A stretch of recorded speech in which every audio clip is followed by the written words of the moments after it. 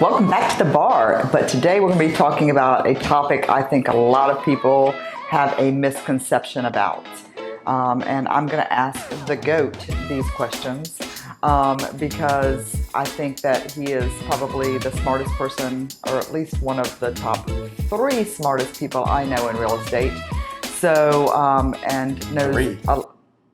yeah, there's definitely a couple I know that are smarter. I got to work on that. Work together, we play together. So join us. Let's have a great time. Anyhow, I meet a lot of people who come to me and they say the market's going to crash. And I always laugh. I'm like, that's comical. But they do have that misconception. And a lot of it comes from them talking to their parents, which is really funny. But a lot of it also comes from the news. So tell me your thoughts being in this market since, Jesus was born. What your thoughts are on the market, where it's going, and what you see for the future. Okay. Well, I might have been since Jesus was born. You share your birthday with Jesus, but here's the deal. I was around the last time the market crashed, and it's totally different this time. Back then, the lenders were giving money to everybody that could fog a mirror. Mm-hmm. And so nobody had any equity in the properties. So as soon as the economy slowed down and people lost jobs, or people cut back, or people lost hours, then they didn't have the money to pay for anything. Right. And now they were doing no-doc loans and so much equity in the houses that's not the case. The first thing that would happen, they'd put the houses on their market, which we need. There would be inventory that would have been nice. Come onto the market, and it would actually help the economy grow right now if that happened. So if the economy slowed a little bit, there would be more inventory come on, and it would actually help the economy grow. The housing market would help. So the biggest difference is we have no inventory. Right. And last time that was the opposite. And there's more equity in homes now than there has ever been in the history of home ownership. Mm-hmm. And so we have more home ownership than we've ever had. Right now, we have buyers that have accepted the interest rates, and the 7% interest we have now historically is not a bad interest rate. Absolutely not. We are still below the average. If you take a 30-year average of interest rates, we're still below that 30-year average. Right. Now, we're not below the last 5-year average because people got used to that low. But, I don't think we're ever going to see 3% interest rates, probably not in our lifetime. Will we see 5, 6? Maybe. Right. But I don't think we're going to see that 3. So the buyers have accepted the rates. The sellers haven't quite accepted it if they're holding a 3% interest rate. They're staying in their house unless they have to move. Correct. So, that's the way it is. But there's so much equity that we just don't have a problem. We're not going to have a crash. If somebody gets in trouble, loses a job, they're going to put their house on the market because they've got money in their house. They've got equity. Or they're going to take an equity line. Banks are still loaning equity lines. And the credit requirements are so stringent, more stringent than they've ever been, that we just don't have a problem. Right.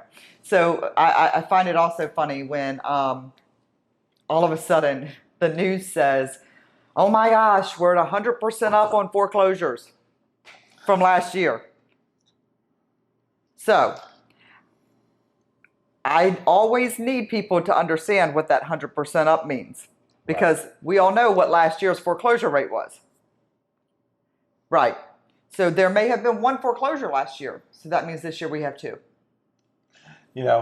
Like I said, percentages, I'm a numbers guy. Mm-hmm. I love numbers. Mm-hmm. But I also know you can present numbers in any way you want to make an appearance. Well, what does the news want? The news wants things to be dramatic. That's how they sell news. And negative. And negative. People always react to the negative more than they react to the positive. Which is horrible. So what happens is that's what sells the news, and that's what gets eyes on the news, and that's what gets reaction in the news is the negative.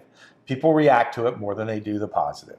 And so the positive, people feel good and get calm. The negative, people knee-jerk and take action. Right. And so that's what happens. And just like you said, if there were 2 foreclosures and now there's 4, that's a 100% increase. Absolutely. And so all of a sudden that sounds like that's 100% increase is a huge number. Mm-hmm. And it wasn't a huge number. Right. It's nothing compared to what it was back in the, 07, 08, 09. Mm-hmm.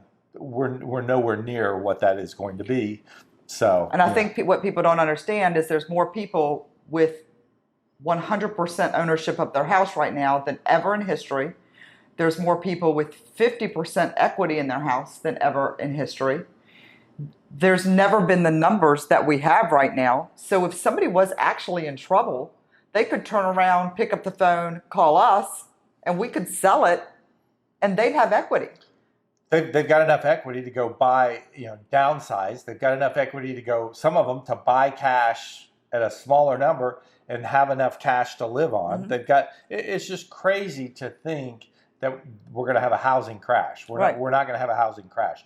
We have probably 8 to 10 years of an inventory shortage based on population numbers, new construction numbers, and even with the interest rates we have, we've got an inventory shortage across the country. Now there's pockets where there's problems, where they overexpanded and had price increases that were exorbitant. There's pockets of problems, but for the most part, we have a housing shortage for the next 8 to 10 years. We had an agent just yesterday who had somebody who was, month and a half from going to foreclosure. Didn't know it until she got the actual title pulled. And but those people are walking away with money. Yeah, she found out. I said, go find out how much equity. I said, how much equity they have. A 6-figure number. They have a 6-figure number of equity, and they're a month and a half from going to foreclosure. I said, what's the bring current? And the bring current was approximately $20,000. I said, okay, we're not going to let them go to foreclosure. I said, we can stop the foreclosure with $20,000. They've got a 6 figures of equity. We're going to fix this. This is fixable. Right. I mean, I had one call me, I think it was 6 months ago. What was really sad is it's her third time at the foreclosure mark, where the bank actually lets her save it, which is just disgusting to me. Not that the bank lets her save it, but that you can get 6 months behind 3 times, and the bank reamortizes it. But she is at $250,000 in equity on this house. If you need to redo it 3 times, it's time to sell. Right. I mean, get out, take the $250,000, start over. Right. Obviously, you've purchased a house that's above and beyond your means. Take the $250,000. Don't hit that foreclosure mark, because when you do, you're years from purchasing a house again, versus going out and saying, hey, let's do it before that foreclosure hits, save this, and be able to buy a house that you actually can fit in that budget that you have, versus being overextended. Yep. So what this tells you is, it's always a good time to buy when the market's like this.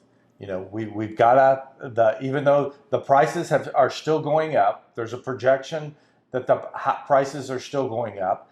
If the interest rates come down in the near future, which we have no crystal ball, but if the interest rates come down, there's going to be more buyers into the market, which is going to make it more competitive. And higher pricing. So, what that tells me, if you're waiting, I wouldn't do it. I'd jump into the market, get into the market now. If you have a house you've been thinking about putting it on the market, we don't have enough inventory. Put it on the market. So the market's good. We think it's good. We don't think it's going to get, it's one of those, it's a crazy market. I haven't seen it like this. Jump in. We think it's a good time. Absolutely. We'll see you next time at the bar.